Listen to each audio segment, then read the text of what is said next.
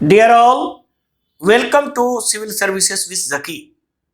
Today we are going to discuss about what causes subarctic and polar climate. As you know, our major geographical concept series is based on the best graphics, best animation like this. So you can easily understand each and every topic in geography, ecology, environment and all other subjects, scientific subjects. So that's why if you are new, then must subscribe our channel for this video. And if you are already subscribed, then please spread this video across your group and your colleagues. So let's see what are the today's topic. So today's topic are: number one, what causes subarctic and polar climate? Number one. Number two is where are the subarctic, tundra and ice cap climates content. So across the globe where these type of the climate present. Another is what is tree line, and fourth is what causes low precipitation amount in the subarctic and polar region. So what are the causes for the low precipitation in these area? So we understand the causes and basically what causes due to what causes responsible for the low precipitation. And another is what control the temperature in subarctic and polar region. So what are the factors that control subarctic region temperature? And another is what is continentality. So what is continentality? You can find all these answer in my this lecture. So stay with us with the till the end of this video. So let's move forward and see what causes subarctic and polar climate. So as you know, polar and adjacent subpolar climates occur very high latitudes. So these climates are present at very high latitudes in the both northern and the southern hemisphere. So climate of polar region assigned by group E in the Köppen classification system. So as you know, the Köppen classification system, it is assigned by the E group. So what is E group? What is the classification? If you want to know more about, then you must watch my previous video. So they are extremely cold and subdivided into ice cap and tundra. So basically polar climates divided into two parts: ice cap and tundra. And basically if you go to the farther from the pole, the tundra climates gives away another group, D climates, and these D climate group are called subarctic group, DFC or DFD. So these are called sub. So basically in today's lecture we discuss about the ice cap climate, tundra climate and subarctic climate. So see here. So where are subarctic, tundra and ice cap climate found? So if you go the globe, so see here a globe, and if you go to these area, basically this globe depicted in the northern hemisphere. So it is basically it is northern hemisphere. So basically as you know, it is grouped in the E group. So ice cap and tundra. So this area ice cap, it means EF, and this area gray color area is ET, tundra, and these blue area are subarctic. Subarctic means it is further divided into two group, DFC or DFD. So what is DFC and DFD?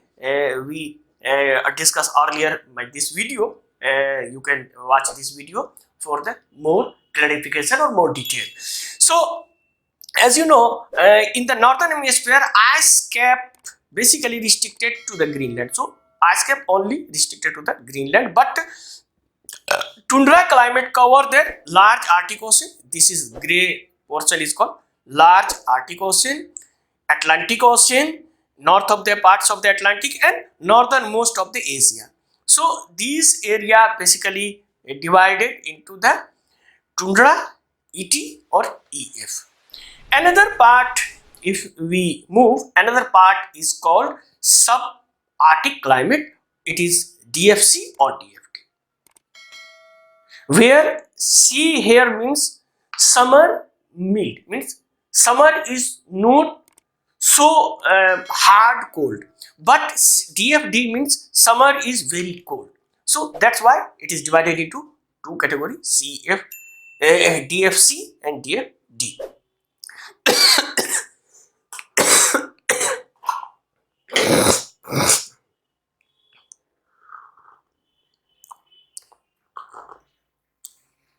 So if you see here, the line separated it from the tundra climate.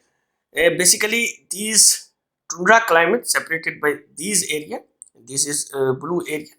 This is tundra climate, and this is subarctic climate. So it is basically 10 degrees C. In the warmest summer, basically warmest summer in these area are 10 degrees C. Below the 10 degrees C in the warmest summer month.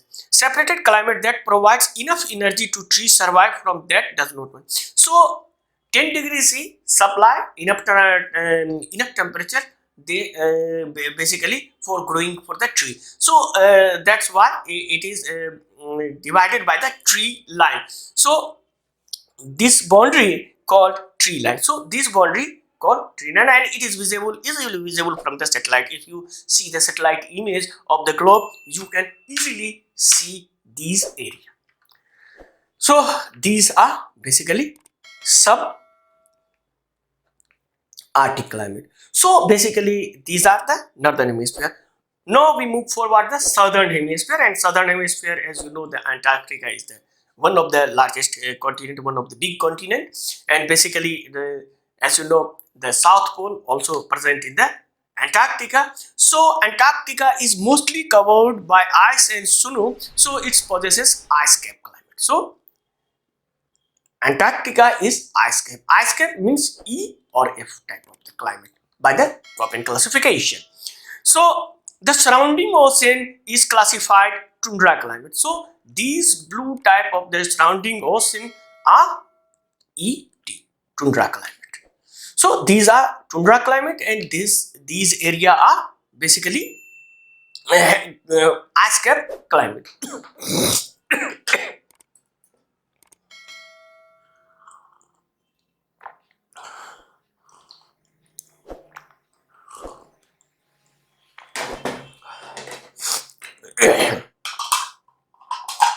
Ice cap climate. So if you see the true tundra, basically true tundra means the polar vegetation with no tree. Tundra or ice cap area, you can't find any tree. So occur in some island, and such type of these island, you can find these area true tundra for the ice free and other ice free island and other ice free area of the land. So these are basically present in the southern hemisphere. So we discussed on northern and southern hemisphere of these type of the climate. So another is what causes low precipitation amount in the subarctic and polar climates. So what are the causes? Basically main causes, as you know, one of the most significant cause is the polar area. Polar area basically high pressure belt. So high pressure belt found on the polar area. So one of the most driving field, but another is very cold air. As you know, these areas are very cold. So very cold air has a low water vapor capacity. So these area, cold area, have very low water vapor capacity. So what is water vapor capacity? What is humidity? If you want to know more about that, then you watch my previous video.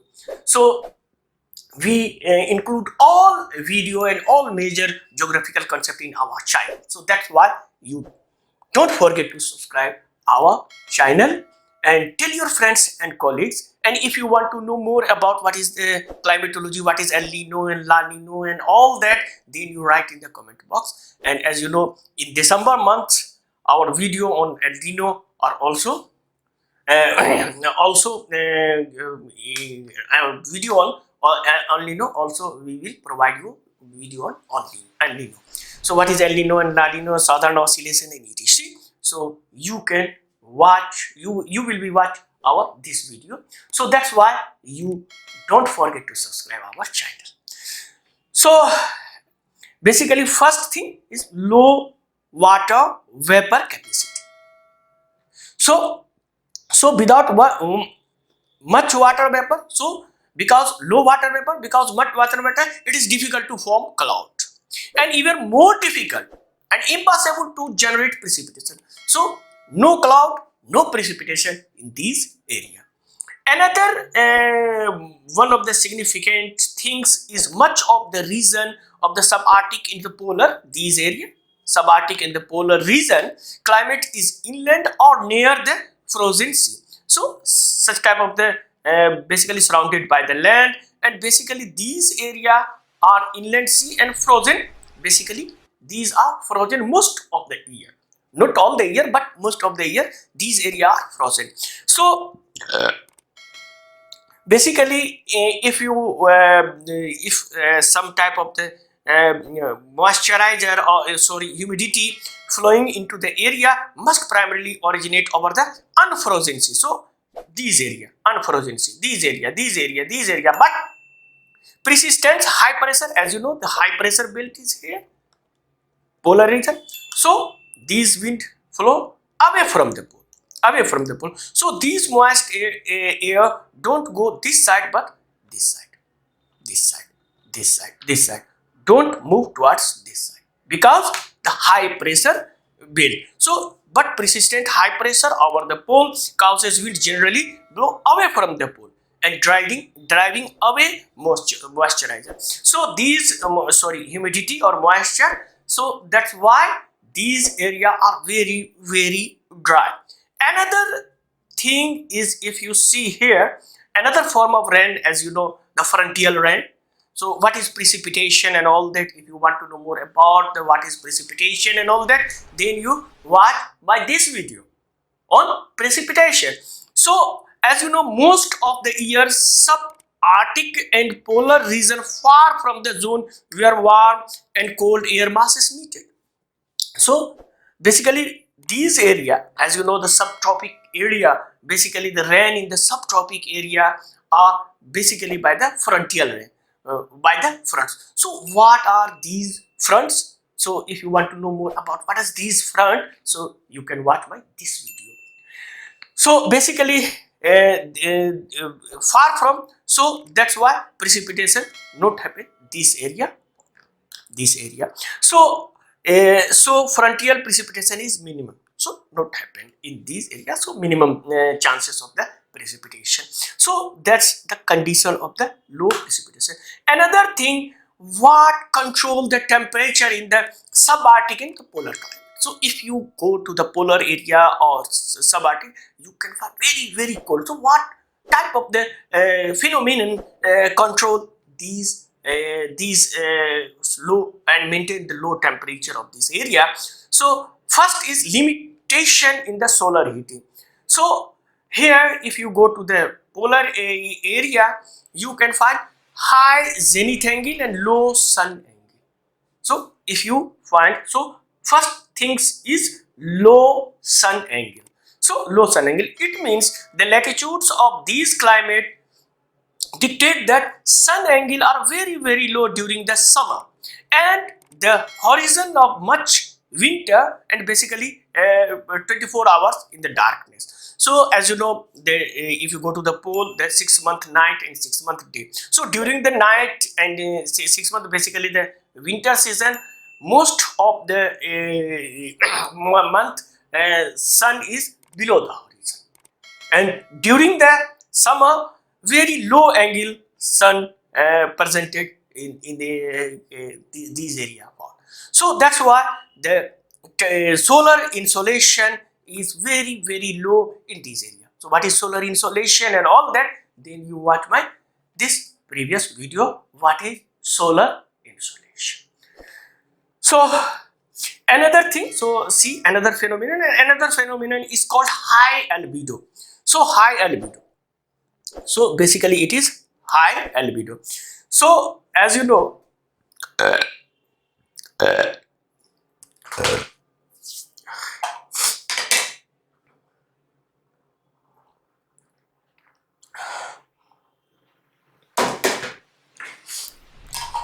snow and ice surface has higher albedo, so the high percentage of limited insolation is reflected directly back to the space without any impact upon these areas. So sun radiation fall here and finally they go to the space. So impact upon these area, so solar, all these insolation related factor maintain low temperature in the subarctic and arctic region.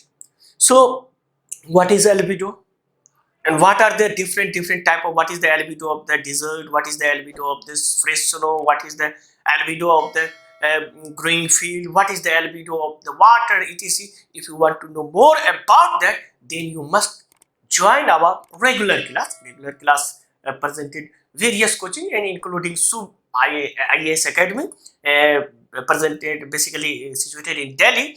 So you can directly contact me or you can contact with this number. So this is high albedo. So high albedo is the one of the factor which maintain the low temperature in the subarctic and the polar region.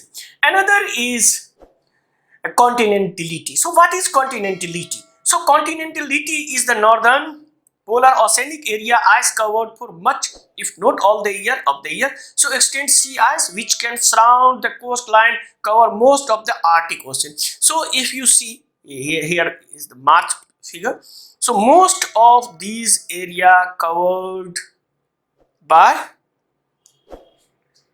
ice. So these area covered by ice and act like a single large continent. So from America to Asia to Europe and all that area are present like a single continent. So at that time where all area frozen, you can go by foot and you can travel by land from Asia to America. So basically these type of area called continentality. On as you know, the Antarctica is also large continent, and Antarctica also covered by these area by the large. So these large area basically due to the continent, as you know, the continent and land area rapidly heat and rapidly release the heat. That's why they don't possesses some of the, because the lack of the humidity, so lack of the water body. So water body present here and here, so it is very far from the continents. That's why these type of the climate have less precipitation or very cold region due to these type of the continentality. So what is continentality? So if you see the continentality, climate condition in which take less energy and heat location, while water body do not influence the temperature much at all. As we know, the continent receive sunlight and release sunlight more rapidly than the water. So that's why the continent area receive much less energy than the water. So that's why these phenomena are called continentality. So further we move and see the animation. As you know, animation is the one of the most tool to understand each and every topic in the geography and other scientific subject. So see here. As you know, one of the 10 degrees Celsius and less is the minimum feature of this area of the climate, and this area found North Pole, South Pole, and Third Pole. Third Pole means Himalayan region and some of the ice cap region. It's about 20% of the world, and this subclimate region, due to the very cold, you can find less life. And basically, the North Pole is slightly warmer than the South Pole, because North Pole is situated in the water and South Pole in the up in the land. So being a coldest, it is 8 to 9 degrees C, and coldest area 89 point in Antarctica. So it's extended in the south and highest mountain like the Himalayas, and another have two different seasons. One in the warmest month is less than 10 degrees C, and coldest month is very less in so, and minimum or little annual rainfall, minimum 300 ml, and it is present in the little or no atmospheric humidity. So you cannot find any humidity, but you can find snowfall and a blizzard in this area, and several type of the storm together with the wind. And also you can find little flora and fauna in this area. So these are the basic features, basic characteristic of the polar and subpolar climate, or Arctic or polar climate. So that's all about this video. And if you want to know more about, then you subscribe our channel, you write in the comment for the another video. So thanks for watching this video. Thanks.